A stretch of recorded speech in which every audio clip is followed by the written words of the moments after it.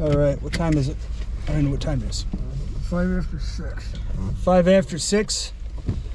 Us damn beach boys are heading to 7 Gables Road. The infamous 7 Gables Road. Check it out. See what we can find. If I don't run over my chicken. Don't run over my chickens.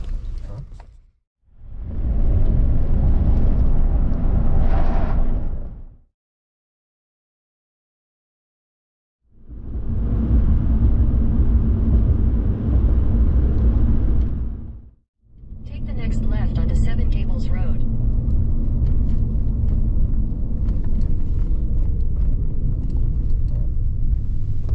We have arrived. In 1,000 feet, you will arrive at your destination. Little ominous sign says no outlet. 1,000 feet, you will arrive at your destination. Little ominous sign says no outlet.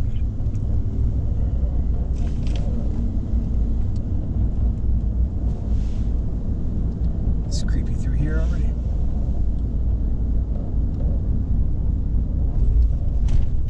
Whistle pig.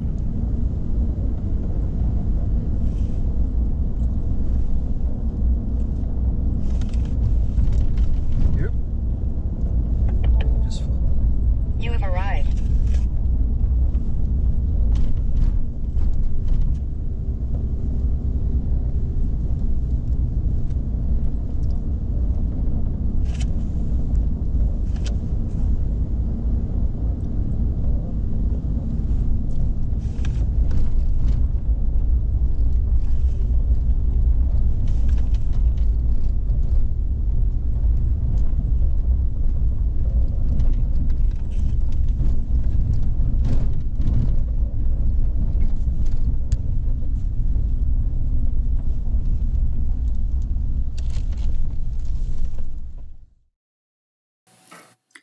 Old county plat maps show the original cut dirt road known as 7 Gables Road beyond the present gate to where the original home was thought to be located.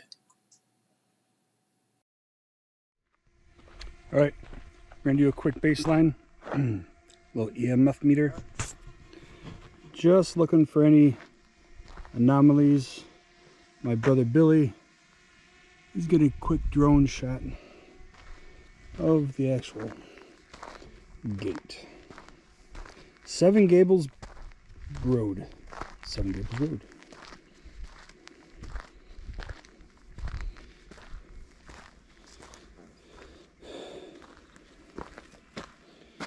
We're not really sure how much we believe the stories necessarily, but there seems to be a lot of stories around this old road. So we're going to check out to see if there is any anomalies or anything natural that could be causing people to feel odd or weird or anything of that nature that could account for all the stories. So the way the stories tell us that as soon as we cross this gate, there's no coming back. Let's see. Oh. We've officially crossed the gate. Nothing yet.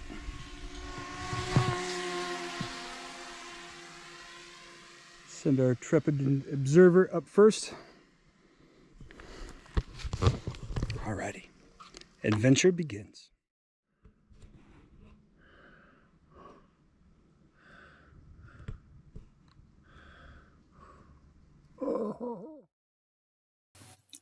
This is the infamous 7 Gables Road, near Dansville, Michigan. An old, abandoned, cut-dirt road, reputed to be one of the most haunted roads in Michigan. What lurks in these woods? What walks these roads once the sun goes down? Is it just paranoia, passed down from ghost stories? Or is it some natural phenomenon, a trick of nature? Or is it, as some would have you believe, something more sinister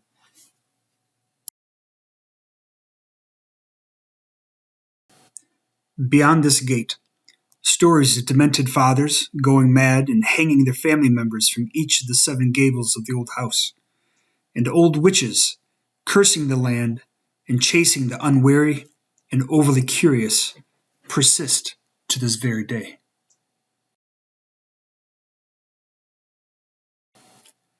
Are these stories that the locals love to tell the uninitiated? Are they based in history? Or simple ghost stories that one tells around a campfire to ensure sleepless nights? Or are they a naive but desperate way to explain the unexplainable? Why do reports of these occurrences persist for decades in this particular stretch of land along this old, abandoned road? Why are so many convinced this place is haunted? Reports of being watched, whispers in the dark, disembodied women's screams, ghostly apparitions, phantom lights, and the unmistakably fear of being chased out back by the gate by something not seen but only heard. All right. What did they say about this gate? The last person to cross the gate is the first person going to die. Right?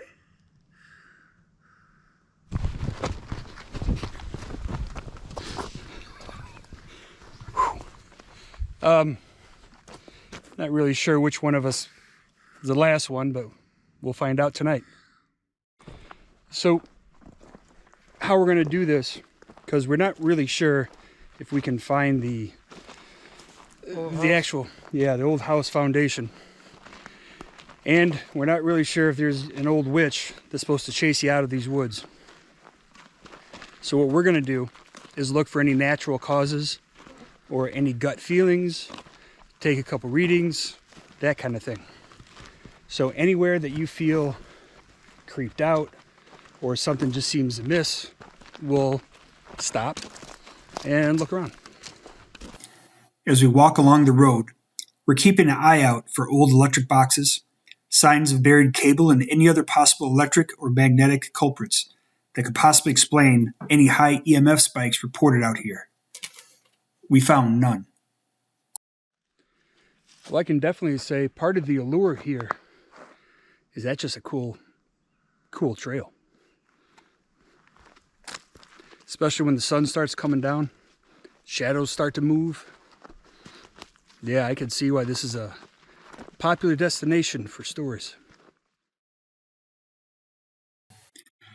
It seems we found nearly every tree looking at us as the sun continued to set.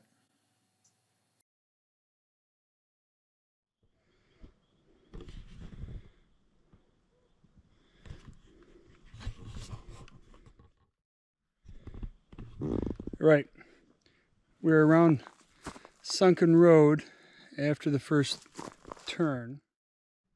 All right. Try this again. We're in the Sunken Road part, just after the first right-hand turn, right before the next turn to the back to the left. Last year, we had a little occurrence here. So we were walking with our meter on just to see if anything else was going on. And of course, we didn't have a camera roll, but this went up into orange for a good 5-10 seconds. By the time we got the other camera on, of course, it stops. Now I can't get it to go again. So I just backed up the road a little bit, changed the battery in my GoPro, and then my battery started dying, like almost immediately with a brand new battery. So we put a third battery in. Now it seems to be going. So we're going to try this again.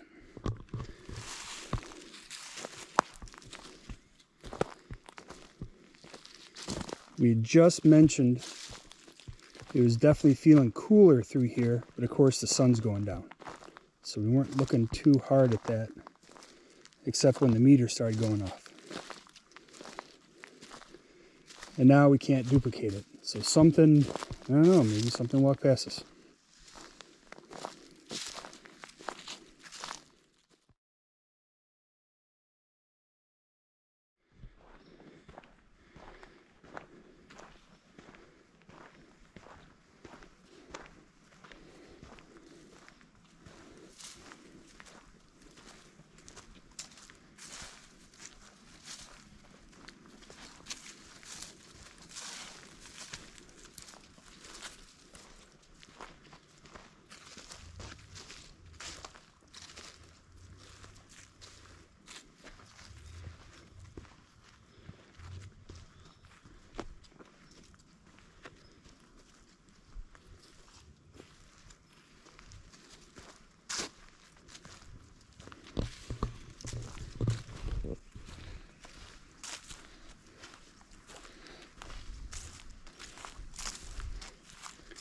These woods definitely have a different air as the sun goes down.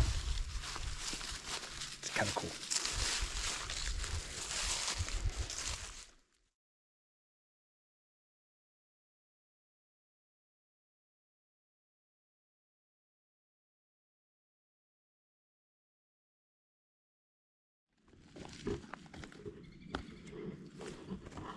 Flicker, flicker.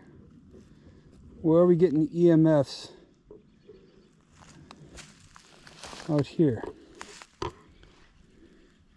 Something walking the road with us. So, since we started on definitely the sunken road part, this is the 4th time the meter's gone off for no apparent reason and then stopped.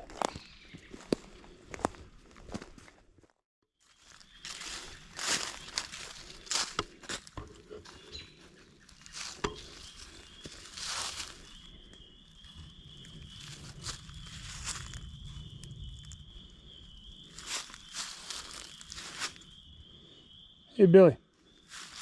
Billy.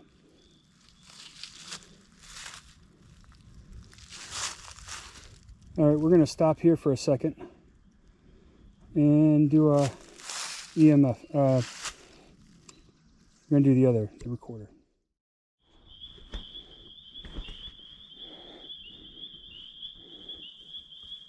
Okay, who's with us now?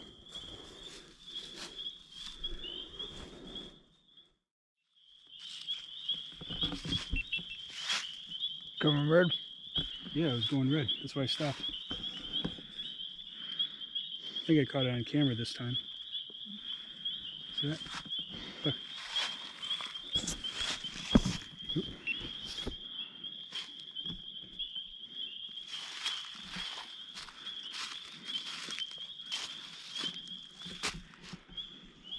Look at that, getting beeping over where you were sitting.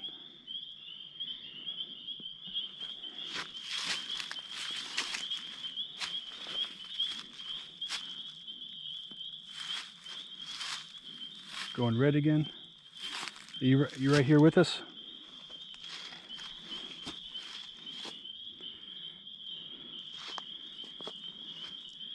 Right there, look at this tree.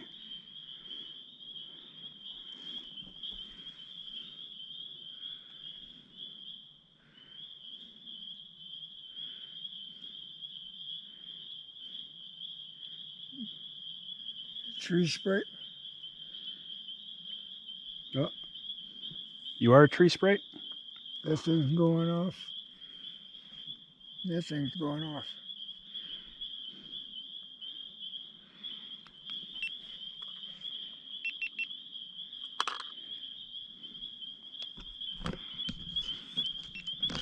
Tree sprite.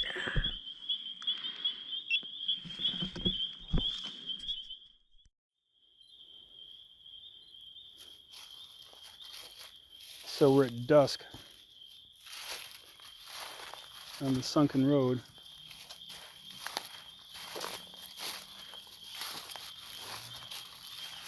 My meter keeps going off about the same time that SLS does.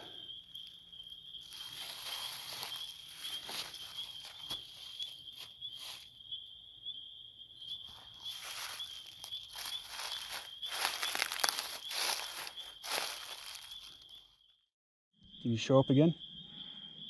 Really like to see you.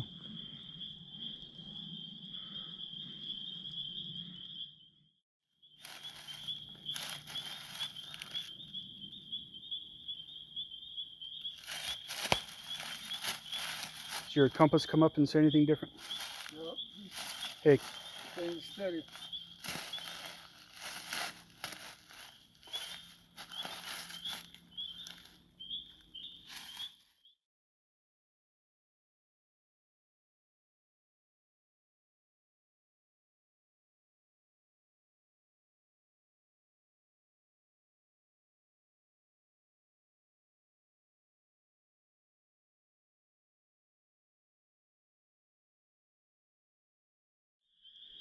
this is about as far as we go now.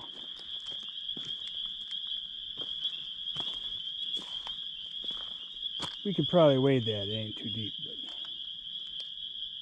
this is as good a spot as any to turn around. I think we're down by the lake.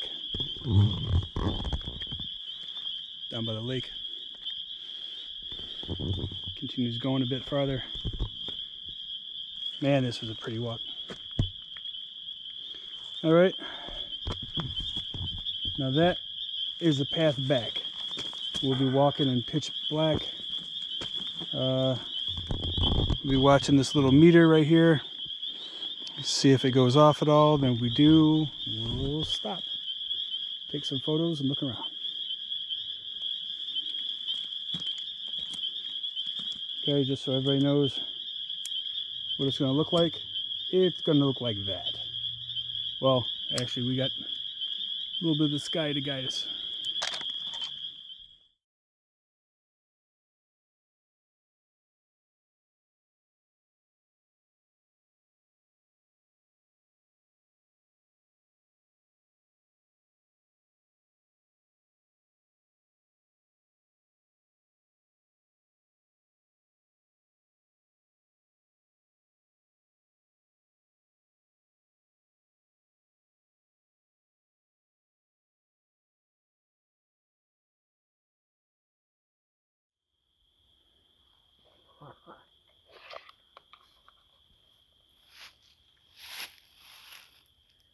Look at that. That's going. I keep getting somebody over here in the woods.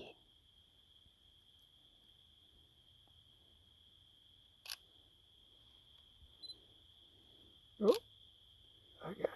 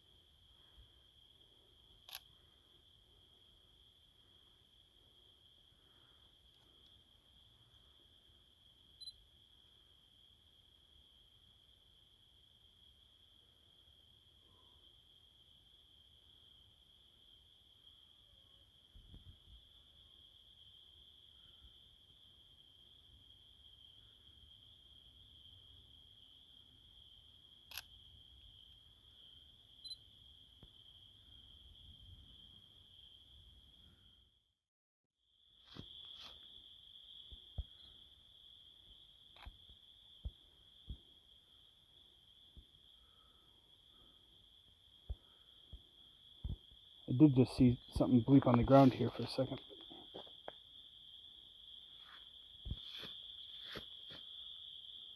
It's my hand.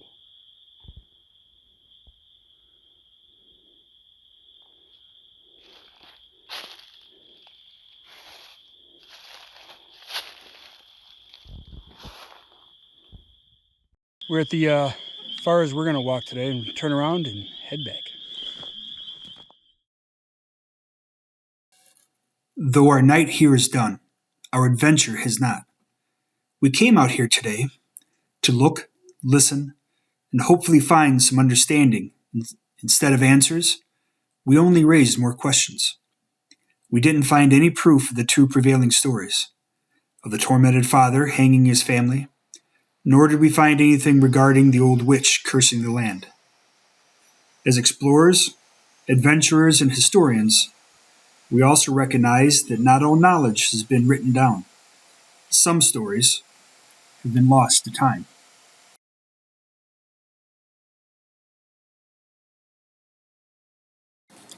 Though we are not sure of the stories that prevail regarding 7 Gables Road, we are sure that we'll be back. There is something in these woods, something that walks this old, abandoned road.